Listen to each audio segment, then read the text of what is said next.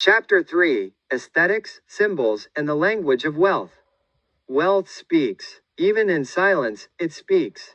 It speaks through fabric, through architecture, through posture, through the subtle or the spectacular. Money, whether inherited or earned, develops its own visual language. And nowhere is the contrast between old money and new money more visible than in aesthetics. Old money does not dress to impress. It dresses to belong. The colors are restrained: navy, charcoal, ivory, deep green.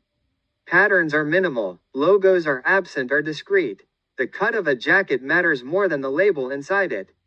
Clothing is chosen not for attention, but for longevity. A coat is worn for decades. Shoes are repaired, not replaced. Watches are passed down, not upgraded for trend. The signal is clear. Wealth does not need to shout. There is confidence in understatement. In an old estate dining room, the table may be set with silver that has served 5 generations. The porcelain bears a family crest.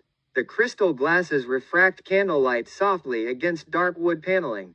Nothing feels accidental. Nothing feels urgent. Everything feels settled. Old money aesthetics are built around continuity. Homes reflect this same philosophy. Townhouses in established neighborhoods. Countryside estates surrounded by land that predates memory. Walls adorned with oil portraits of ancestors.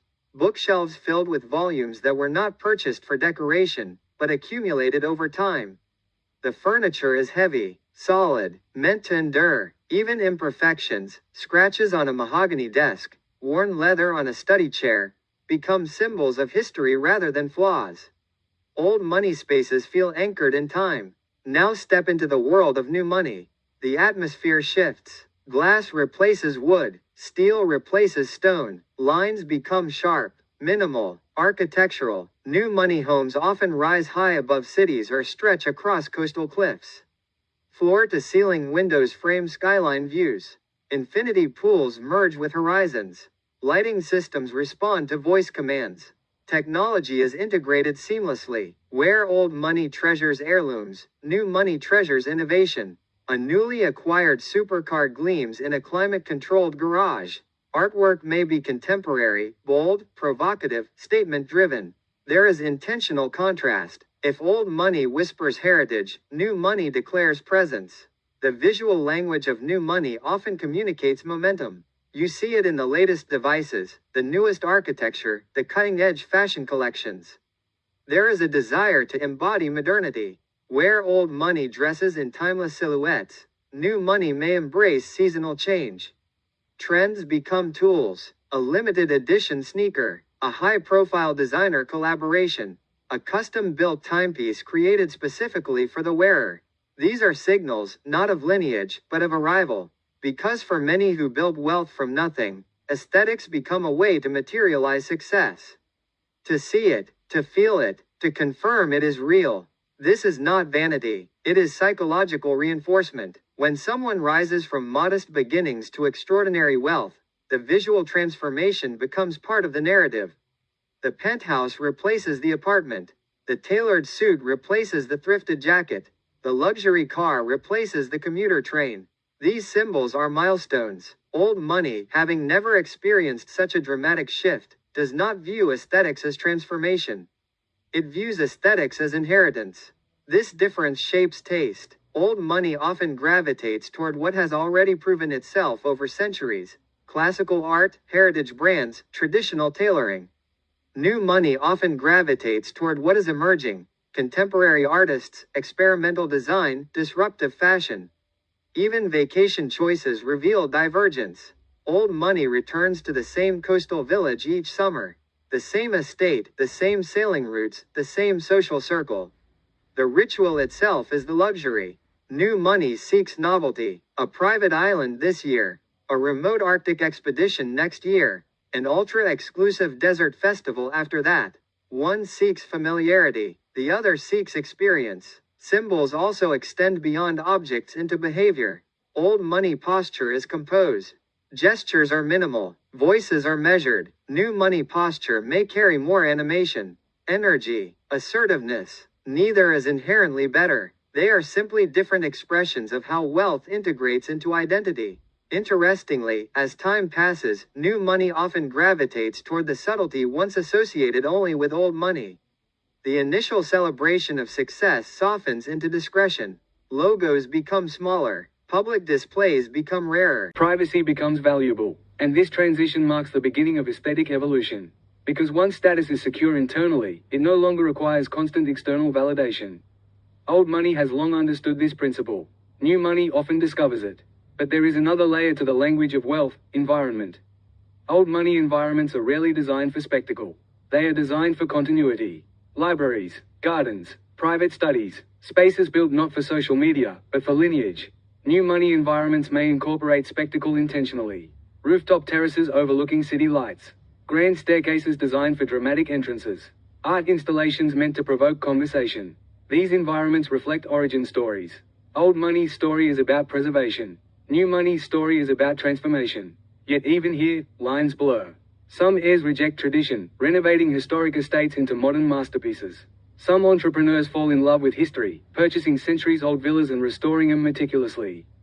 The visual language of wealth is not static. It evolves with psychology. It evolves with confidence. It evolves with time. There is also the matter of branding. Old money rarely brands itself. It does not need to. Its name is already established.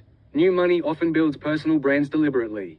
Visibility becomes asset. Recognition becomes leverage. In a digital age, aesthetics are amplified globally. Every image can be shared instantly. Every purchase can become content. This has intensified the divide. Old money may retreat further into privacy. New money may lean further into exposure. But exposure carries risk. Public attention invites scrutiny, and scrutiny reshapes behavior. Gradually, even the most flamboyant expressions of new wealth may give way to strategic discretion. Because sustainability eventually outweighs spectacle. And spectacle fades faster than legacy. Consider the symbolism of a watch. For old money, a watch might be inherited, a mechanical masterpiece with scratches earned through decades. Its value lies in story. For new money, a watch might be custom designed, limited edition, rare, technically advanced. Its value lies in exclusivity and innovation. Both are expensive. Both are powerful. But one points backward, the other points forward. The same applies to art. Old money collects masters validated by history. New money collects creators defining the present. Old money invests in blue-chip assets. New money invests in emerging movements. And yet, over decades, today's emerging movement becomes tomorrow's classic. Time absorbs everything. The deeper truth is that aesthetics are never just about appearance. They are about philosophy. Old money aesthetics say, we have endured. New money aesthetics say, we have arrived. One is rooted in time tested. The other is rooted in time conquered. And both send signals to the world. Signals about stability. Signals about ambition. Signals about identity. Because wealth, whether inherited or earned, ultimately seeks recognition, if not from the public, then from itself. Old money recognizes itself in tradition. New money recognizes itself in transformation. But as generations pass, both must confront the same reality. Without adaptation, tradition becomes fragility. Without discipline, transformation becomes chaos. And so the language of wealth continues to evolve.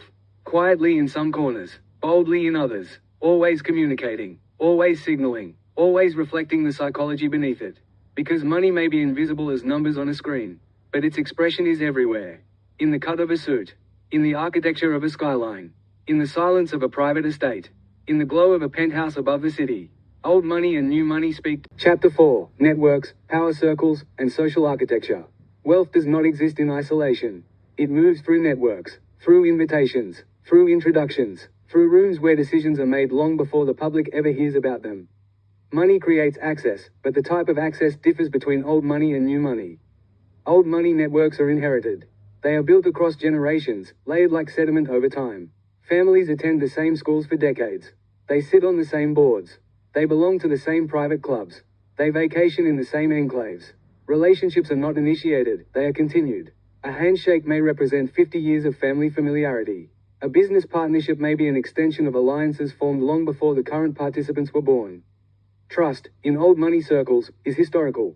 Reputation precedes introduction. There is a quiet efficiency in these networks. Deals happen discreetly. Opportunities circulate within familiar boundaries. Access is rarely advertised. The architecture of old money society resembles a closed loop. Stable, predictable, reinforcing itself. Entry into these circles can be difficult because belonging is cultural, not just financial. It requires understanding unspoken codes, how to speak, how to dress, how to behave without appearing to try. Trying too hard signals outsider status. Ease signals belonging. Old money social spaces are rarely loud. They are private dining rooms, invitation-only galas, board meetings in wood-paneled offices. Power flows through subtle channels. Now contrast this with new money networks. New money builds its circles from ambition, not ancestry.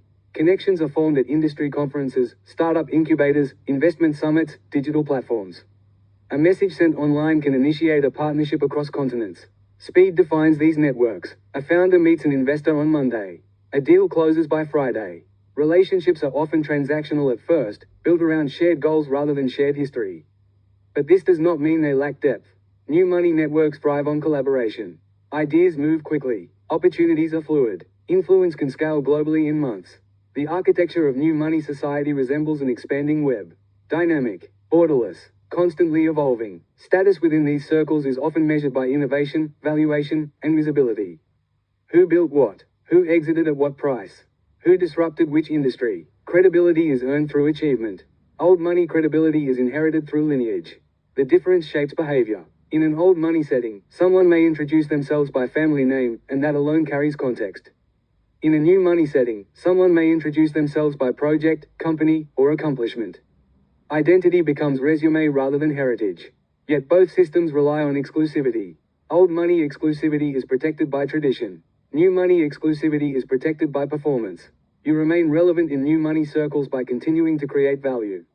If momentum slows, attention shifts. This creates intensity. Founders and entrepreneurs must continually innovate to maintain position. There is little room for complacency.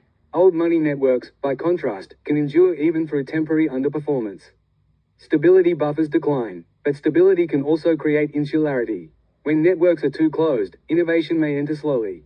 When networks are too open, cohesion may weaken. Both structures have strengths and vulnerabilities. Consider philanthropy. Old money families often sit on the boards of museums, universities, hospitals. Their donations are consistent. Their influence shapes long-term institutional strategy. New money philanthropists may fund experimental initiatives, tech-driven solutions, startup nonprofits, global health innovations. Their giving can be disruptive, aiming for measurable results quickly. Old money philanthropy reinforces legacy. New money philanthropy often seeks transformation. Now consider politics. Old money influence may operate behind closed doors, quiet funding, private counsel, strategic alliances built over decades. New money influence may appear publicly, endorsements, social media commentary, direct engagement with audiences numbering in the millions. Visibility becomes power, but visibility also invites scrutiny. Old money's preference for discretion reduces exposure to backlash. New money's embrace of public platforms increases it. Social architecture is not just about power, it is about belonging. Belonging determines confidence. In an inherited network, belonging feels natural. In a constructed network, belonging feels earned. This difference can subtly shape posture, tone, and even risk appetite. Someone born into established circles may approach opportunity from a position of security. Someone who fought their way into influence may approach opportunity from a position of urgency. Yet over time, something fascinating happens. New money networks begin to institutionalize. The once scrappy startup conference becomes a global summit. The small group of founders becomes a powerful industry association. Informal gatherings become structured organizations. Momentum becomes infrastructure. And when infrastructure solidifies, new money networks begin to resemble the stability of old money circles. At the same time, old money networks face external pressure. Globalization, technology, cultural shifts. Exclusivity alone cannot sustain influence in a world connected digitally. Thus, even established families begin investing in emerging founders. They join venture capital funds. They engage with industries previously considered too volatile. Bridges form. The heir sits on the board of a tech startup. The entrepreneur attends a heritage gala. The two worlds begin to intersect. But the psychological traces remain. Old money often values loyalty above speed. New money often values speed above loyalty, at least in early stages. Old money may avoid public conflict. New money may confront challenges openly. Old money circles are patient. New money circles are restless. And yet, both rely on trust. Without trust, wealth cannot expand. Without trust, influence collapses. The difference lies in how trust is built. Old money builds trust through time. New money builds trust through results. Time versus results. History versus innovation. Both powerful, both necessary. In today's world, the most influential individuals often understand both systems. They know how to navigate tradition without being trapped by it. They know how to innovate without burning bridges. They can speak the language of legacy in one room, and the language of disruption in another. This hybrid fluency is becoming the new form of elite, because power is no longer confined to a single type of network. It flows between them, from private boardrooms to global live streams, from century-old institutions to companies founded last year. Old money may hold historical influence. New money may hold technological leverage. And when historical influence merges with technological leverage, transformation accelerates. The question is no longer which network is stronger. The question is which network adapts. Because networks that refuse to evolve eventually shrink. And networks that expand without discipline eventually fracture. Balance becomes critical. Old money must open slightly. New money must stabilize gradually. In the end, social architecture determines how wealth multiplies. A fortune without relationships is fragile. A relationship without value is temporary. Old money perfected long-term alliances. New money perfected rapid scaling.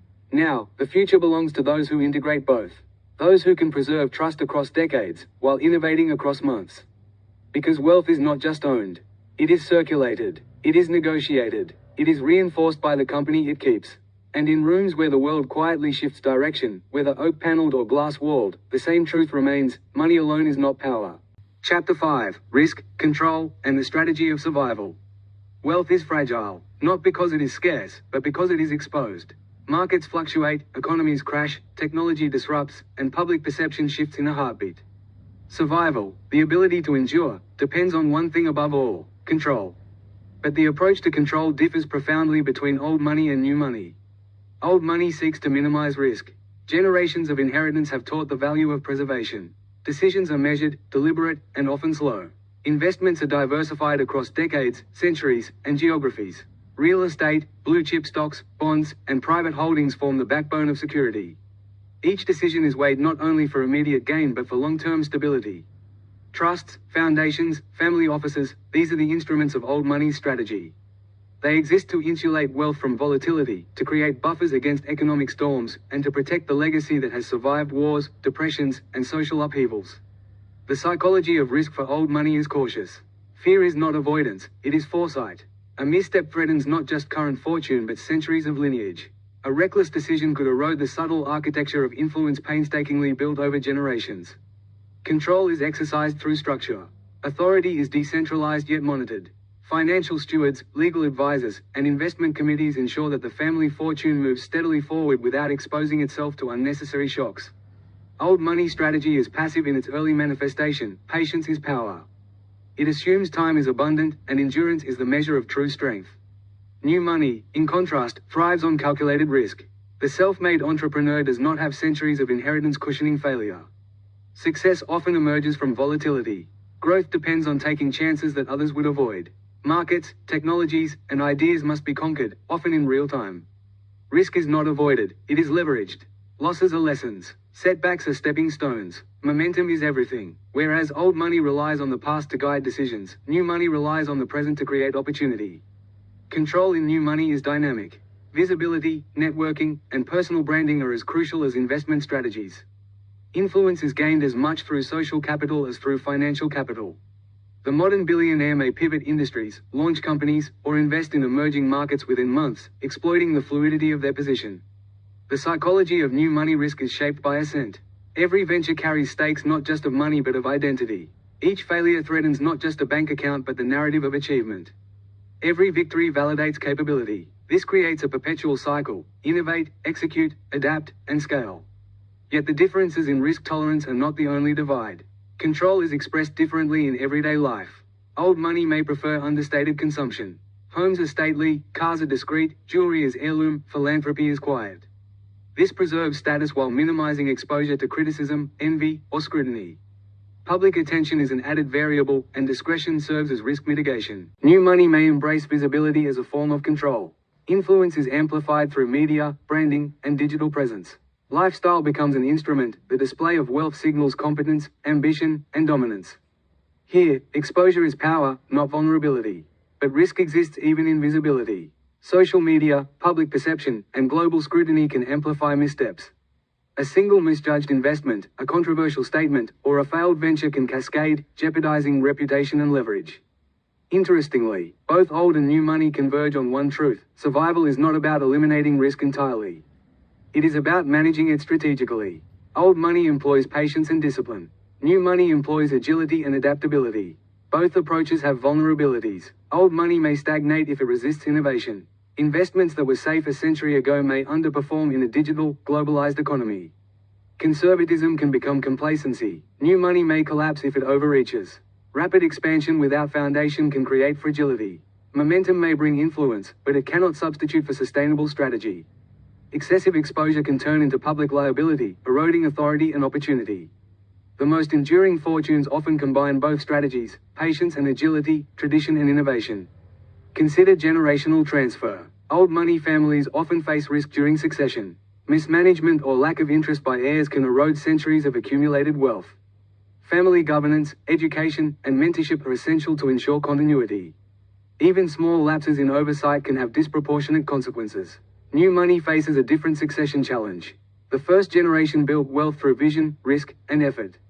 The next generation inherits security but may lack the same drive or understanding of volatility. Here, the risk is different: complacency. Privilege may dull ambition, and influence can fade if not carefully nurtured. Control, in this sense, is both financial and psychological. It requires cultivating mindset as well as portfolio. It requires ensuring that wealth serves purpose rather than erodes through misalignment of values and vision. Another dimension of risk lies in reputation. Old money understands that influence is often intangible. A misstep can damage centuries of social capital. Scandals or public scrutiny are managed quietly, often behind closed doors. The currency of discretion is nearly as valuable as financial capital. New money must often defend reputation actively. Public statements, press coverage, and social media are tools as well as hazards. The modern self-made entrepreneur manages risk through proactive engagement, transparency, and branding, knowing that perception is an asset to be cultivated. Interestingly, this difference in risk psychology shapes decision-making speed. Old money is methodical. It values historical data, precedent, and consensus. The calculus may be slow, but the outcomes are durable. New money is rapid. Decisions are made iteratively. Trial and error is expected. Quick adjustment is integral to survival. Ultimately, control and risk management define the rhythm of life for the wealthy. Old money moves like a river shaped over centuries, steady, resilient, carving a deep path that survives storms.